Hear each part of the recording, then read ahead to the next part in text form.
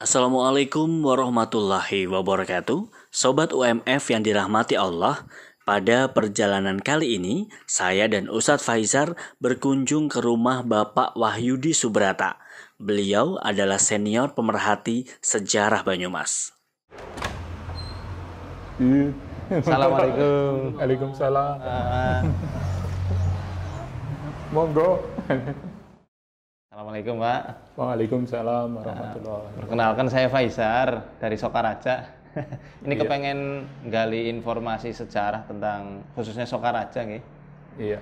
Mungkin ada apa istilahnya informasi-informasi yang bisa kami terima.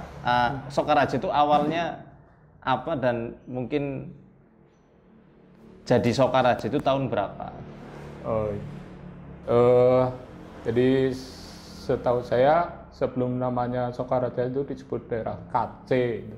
Jadi daerah KC di sana ada dua makam yang dikeramatkan mungkin ya istilahnya. Satu makam Dewa Kusuma, yang dua makam Bratajiningrat.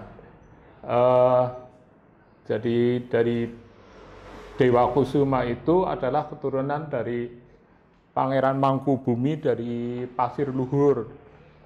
Keturunan, jadi maksudnya bukan berarti anak ya. Jadi keturunan Pangeran Senopati Mangkubumi ketiga dari Pasir Luhur, atau disebut juga Adipati Pasir Luhur yang ke-8. Dia Dewa Kusuma punya anak yang namanya Naya Kusuma lah. Naya Kusuma ini disebut sebagai Ngabei KC yang pertama. KC itu sebelum namanya Sokaraja. Oh gitu ya. Jadi namanya KC. Naya Kusuma punya anak Ngabei Surabaya atau Ngabei KC kedua, atau disebut juga Adipati Surabaya. Nah, ini berputra Nyi Ageng Kemasan. Kemudian Nyi Ageng Kemasan ini menikah dengan Yudanegara III, berputra Mertawijaya. Nah, Mertawijaya punya putra Bratajiningrat. Jadi ada hubungan antara Dewa Kusuma ke Bratajiningrat. Bratajiningrat berarti kalau urutannya mungkin udek-udek apa ya? Udek-udek Siwur ya. mungkin. Berarti cucu jauh dari Dewa Kusuma, iya. Matur nuwun sangat Pak. Iya. Sebelum kita meneruskan perjalanan, yuk kita simak penjelasan Profesor Dr. Sugeng Priadi tentang asal-usul Sokaraja. KC, ya benar, KC. Iya, nama sebelum Sokaraja KC. Sokaraja katanya, nama Soka itu berasal dari kuda katanya. Kuda milik raja. Ya kayaknya kuda ajaib apa itu ceritanya. Kuda yang ditunggangi oleh seorang raja. Ya maka disebut Sokaraja ya. Itu katanya si kuda itu bisa menangani banjir Banyumas lah pokoknya dia itu. Bisa menghilangkan banjir Banyumas. Nah yang disebut Sokaraja kelihatannya itu, saya berpikir itu Mertadija III kelihatannya. Mertadija III. Bupati Banyumas. Jadi dia Bupati Purwokerto ya. 1860 sampai 1879, Mertadirja itu. Mertadirja itu bupati yang hafiz Quran, omongannya sangat ampuh, keturunan Sokaraja di sini. Kemungkinan itu besar waktu kecilnya, jangan-jangan yang punya kuda itu si Mertadirja III. Dulu namanya Mertareja namanya. Jadi mungkin itu Mertareja itu punya kuda, kemudian dimintai tolong untuk menangani banjir Banyumas pada tahun zaman Cakranegara. Jadi dia mungkin masih jadi pejabat kecil lah di Sokaraja itu ya. Itu dimintai tolong oleh Bupati Banyumas untuk menolong banjir Banyumas supaya banjir Banyumas cepat terkuras airnya. Nah kelihatannya itu saya mengatakan Sokaraja kelihatannya kudanya si Mertadirja III itu. Mengapa kok disebut Sokaraja? Ada rajanya ya. Itu yang Mertadija III itu. Kenapa disebut raja kecil? Nah karena dia gelarnya pangeran. Jadi Belanda memberikan gelar pangeran kepada Mertadirja III karena dia punya punya apa ya prestasi bagus lah sebagai seorang bupati. Jadi kan 1860 sampai 1879 dia Bupati Purwokerto. Terus 1879 dia dipindah ke Banyumas ya menjadi bupati sampai tahun 1933. Jadi kalau dihitung Martadirja III itu menjadi Bupati Banyumas selama 53 tahun baik di Purwokerto maupun di Banyumas. Untuk melengkapi data napaktilas sejarah, saya dan Ustadz Faizar akan berkunjung ke rumah keturunan Adipati Sokaraja di Sokaraja Kulon.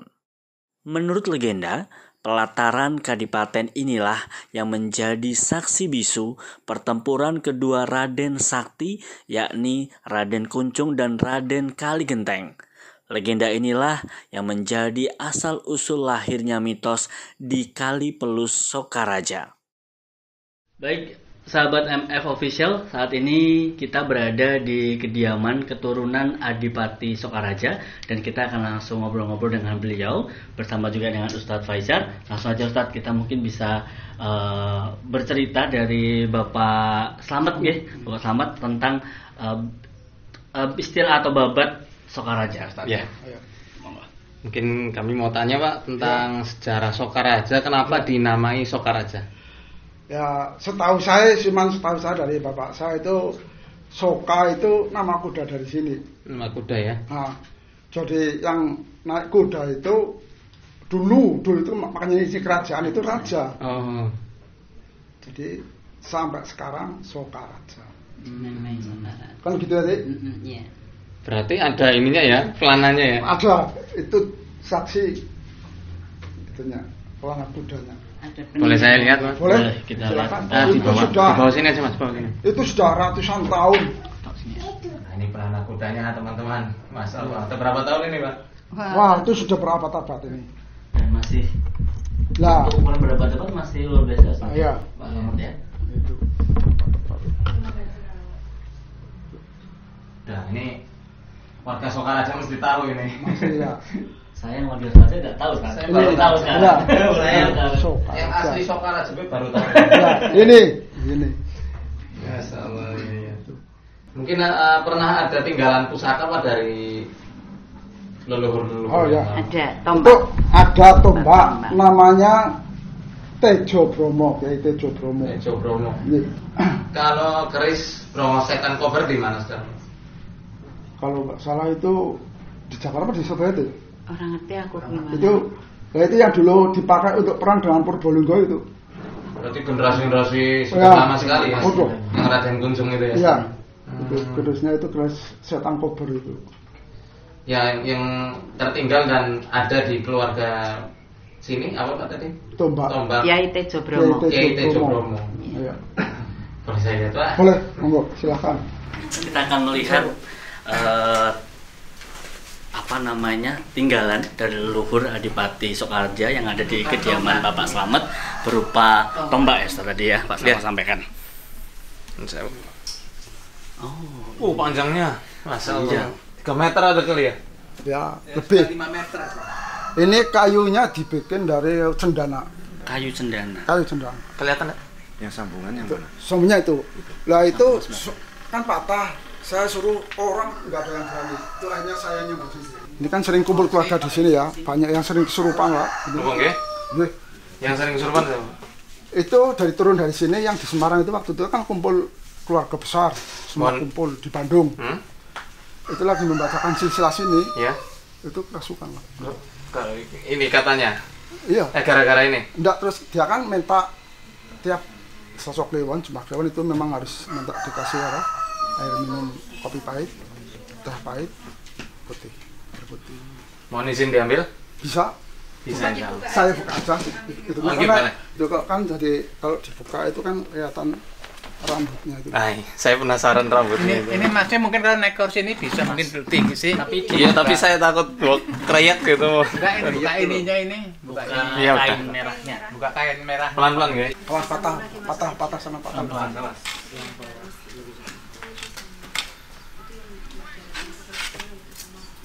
Toko ini apa ini?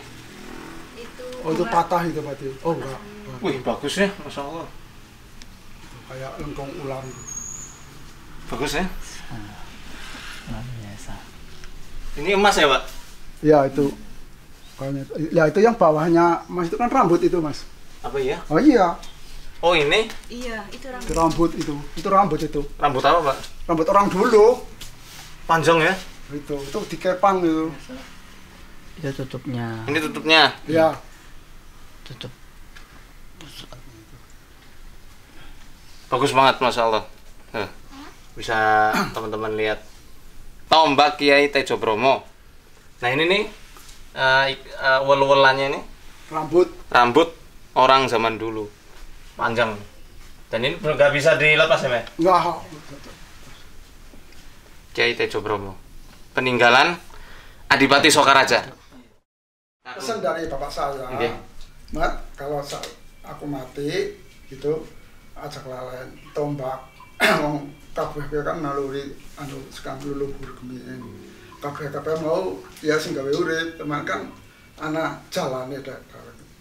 Ajang lalen Jumat Kliwon, Selasa Kliwon gitu. Kopi pahit, teh pahit, air putih, kembang telon dironce, digandeng-gandeng gitu. Itu kan masih ada bekasnya itu. Oh, nggih. أعوذ بالله من الشيطان الرجيم بسم الله الرحمن الرحيم الحمد لله رب العالمين الحمد لله الذي أنزل على عبده الكتاب ولم يجعل له عوجا وسع كرسي السماوات.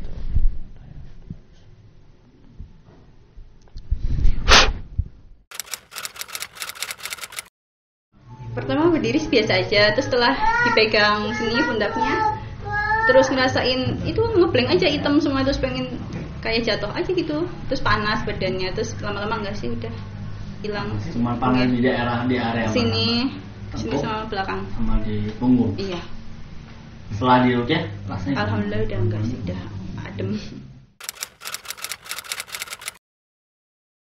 Sebelum dirukyah badannya tuh rasanya kayak berat lah.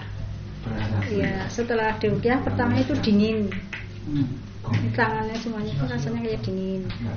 Terus lama kelamaan sini bagian sini pas dipegang punggung itu panas. Terus sampai selesai keringat semua tuh enteng jadinya. Ya, tadi sebelum saya dirukyah itu memang saya merasakan pegel-pegel itu punggungnya dan di pundak apa sini ya. Tapi setelah mulai dirukyah itu anget ke bawah, anget malah paling bawah sendiri sini angetnya lebih anget, mendekati panas di sini. Tulang ekor belakang. Iya, enak. Dan rasanya setelah selesai kok lain dari sebelum dirukyah, rasanya juga enteng, enak gitu loh. Kini giliran anak cucu laki-laki yang kami rukyah.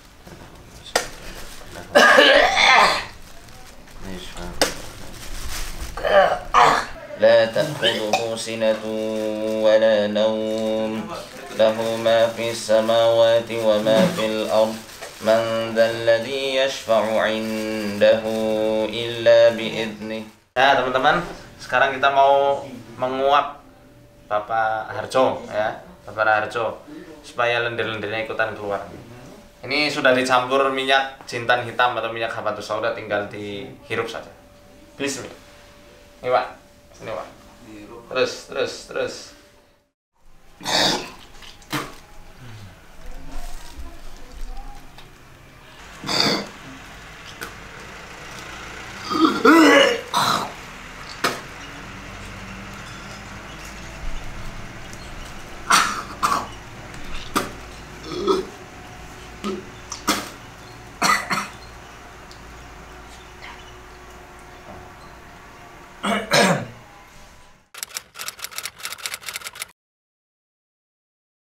Saya waktu di rukyat rasanya badannya hangat, panas gitu, sampai kemeringet gitu ya. Sekarang udah enteng gitu, udah lega sininya itu dan. Ya kemarin ya jam berapa ya, udah 2 bulan ini lah. Saya ngimpi ular itu 2 kali. Yang pertama itu ular gede loh. Saya ini ularnya begini, saya itu di bawahnya kayak gini loh. Tapi saya ingat gitu loh, Akbar gitu. Terus keduanya, saya mimpi ular itu di atas ini, di atas payung gitu loh. Tapi itu apa? Kepalanya manusia, rambutnya panjang gitu, badannya ular gitu. Sebelum kita menelusuri mitos di Sungai Pelus Sokaraja, Ustadz Faizar akan meruqyah seluruh rumah peninggalan Adipati Sokaraja, sekaligus meruqyah tombak Kiai Tejo Bromo yang terkenal sakti.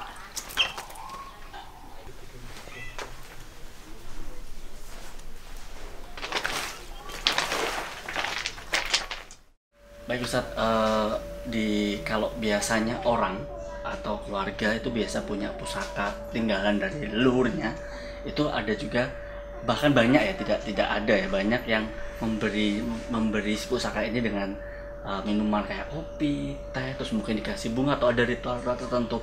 Kalau dalam hukum Islam seperti apa Ustaz? Kopi, teh, air putih ya dalam tradisi leluhur kita.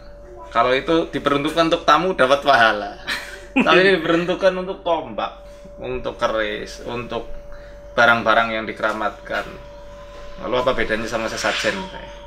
Sedangkan dalam hadis riwayat Imam Ahmad dikatakan, di situ diceritakan tentang 2 orang laki-laki. Yang orang laki-laki pertama itu dicegat sama penduduk suatu desa. Ya. Dia disuruh berkurban. Ya. Kurbanlah kamu, berkurbanlah. Akhirnya karena dia takut, karena diancam mau dipenggal, ya, dan diancam juga tidak bisa keluar dari desa itu, akhirnya dia berkurban dengan seekor lalat. Akhirnya dia keluar dari desa itu dan ditakdirkan mati sama Allah, dan saat itu juga langsung dijebloskan ke neraka. Sebaliknya, ada laki-laki, ya laki-laki lain masuk ke desa itu, disuruh berkurban, dia tidak mau. Akhirnya dipenggal. Saat itu juga Allah takdirkan dia untuk masuk ke dalam surganya Allah Ta'ala. Hanya karena seekor lalat, sangat remeh.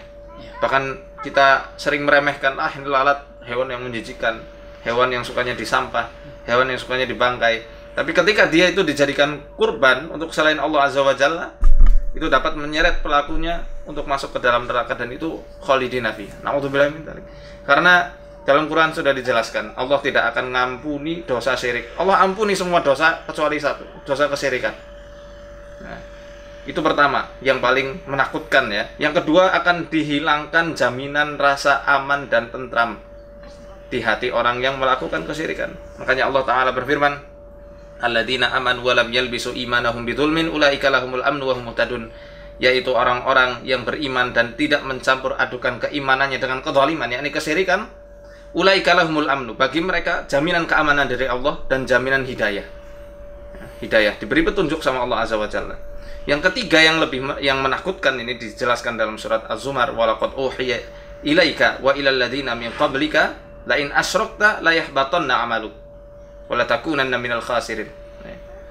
Dan telah diwahyukan kepada engkau wahai Muhammad dan juga kepada nabi-nabi sebelummu, la in asyrakta, kalau kamu menyekutukan Allah, la yahbatanna 'amaluk, ya, maka niscaya amalan-amalanmu, amalan-amalan solehmu akan dihapus semuanya sama Allah. Hanya karena satu dosa kesyirikan ini.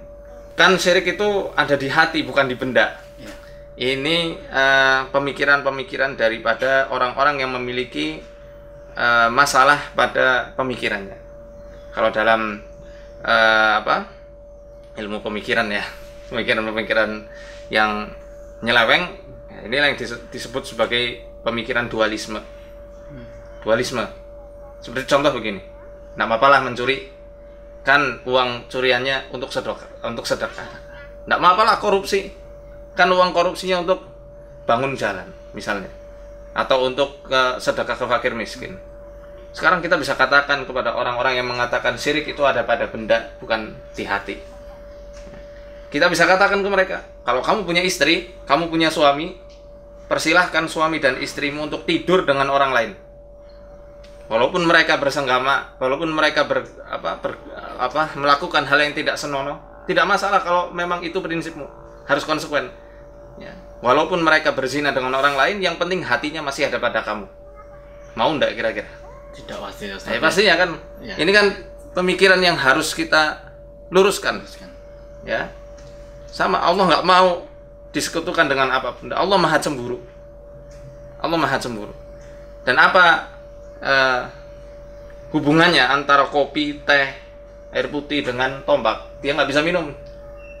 Dia nggak bisa makan.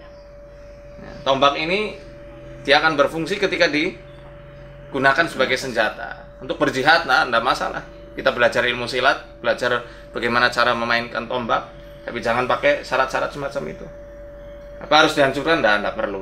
Dan satu yang paling penting, jangan dikhususkan dengan kasih bunga atau kopi atau yang lain. Seperti itu ya. Baik, Ustaz. Baik Sobat MF Official, tetap stay di channel Muhammad Faisal Official di YouTube ya. Jangan lupa untuk like, comment, subscribe, dan share. Simak terus videonya. Di tempat-tempat gedung-gedung itu sampai sekarang masih banyak menelan korban kalau tidak diperingati. Perjalanan kami belum usai, nantikan di part berikutnya untuk mematahkan mitos siluman Wiyangga dan kaki Suranteki yang dianggap berkuasa di Sungai Pelus. Nah, saya turun gini kok terus seperti ada orang yang narik itu loh. Wassalamualaikum warahmatullahi wabarakatuh.